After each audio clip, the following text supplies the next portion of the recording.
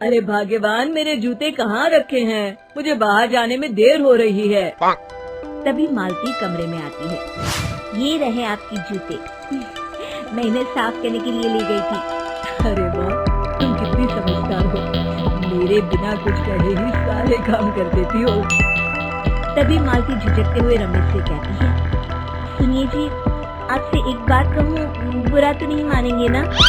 अरे नहीं नहीं, बेफिक्र होकर कहो। शादी से पहले मैं अपने मायके में नौकरी करती थी। मैं चाहती हूँ कि अब मैं फिर से नौकरी करना शुरू कर दूँ। वैसे भी सारा दिन घर में बोर हो जाती हूँ। देखो मालती, तुम्हारे नौकरी करने से मुझे कोई ऐतराज नहीं है, लेकिन तुम्हें एक बात बता दूं, हमारे खानदान में आज तक कभी किसी औरत ने नौकरी नहीं की। फिर भी एक बार तुम माँ से पूछ कर देखो, अगर वो तुम्हें नौकरी करने की इजाजत दे देती है तो अच्छी बात है। रमेश वहाँ से चला जाता है। फिर उसी शाम मालती अपनी सास के पैर दबा रही होती है। तभी उसकी सास मालती से कहती है, अरे क्या बात है बहू, आज तो ठीक तरह से मेरे पैर नहीं दबा रही। किसी ख्याल में खोई पड़ी है क्या?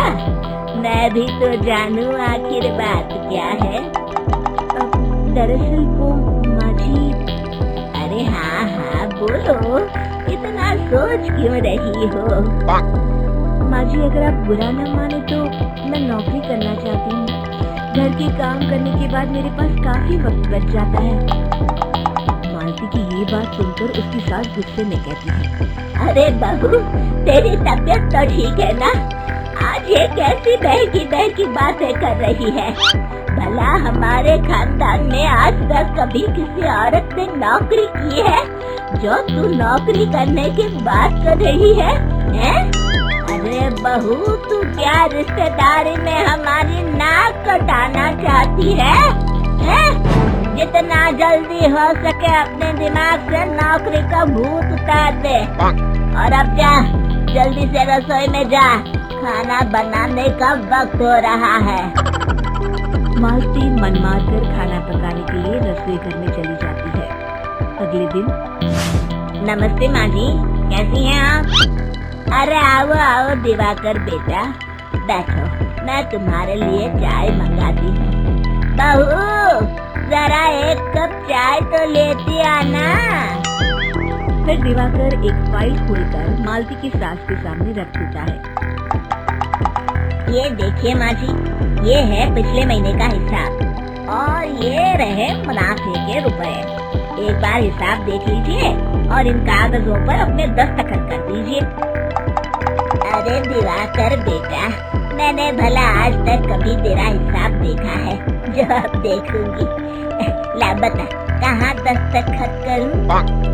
तभी मालती चाय लेकर वहाँ आ जाती है और अपनी सास को बिना कागजातों को पढ़े इस तरह लापरवाही से दस्तखत करते हुए देखकर हैरान रह जाती है।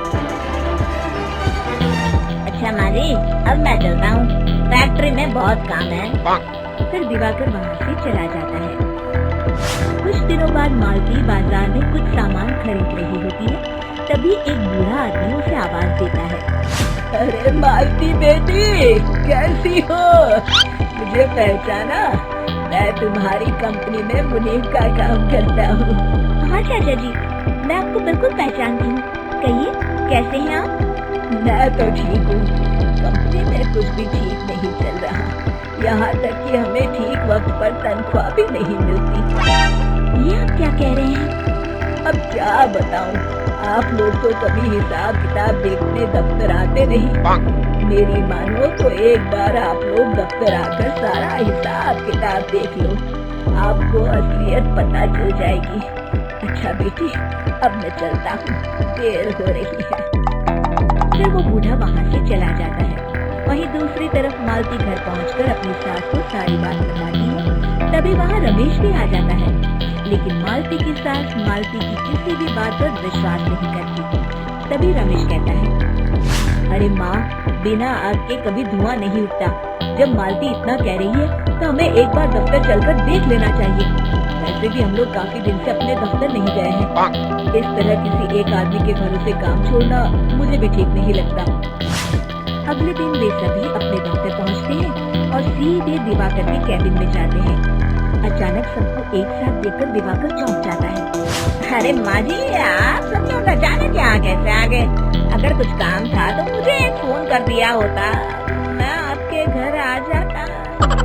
तभी मालती की सास कहती है, अरे दिवाकर बेटा, आज मैं हिसाब देखने दफ्तर आई हूँ। जरा मुझे पिछले 6 महीनों का हिसाब दिखाना तो बेटा। दिवाकर घबराते हुए हिसाब की फाइल मालती की सास को देता है। मालती की सास फाइल लेकर मालती को देती है और कहती है, ले बहू, देख ले हिसाब। मालती फाइल को बड़ी गौर से देखती है और अगले ही पल उसे सारी गड़बड़ी समझ में आ जाती है। वो अपनी सास से कहती है, माँ जी, मुनीम चाचा बिल्कुल सही कह रहे थे।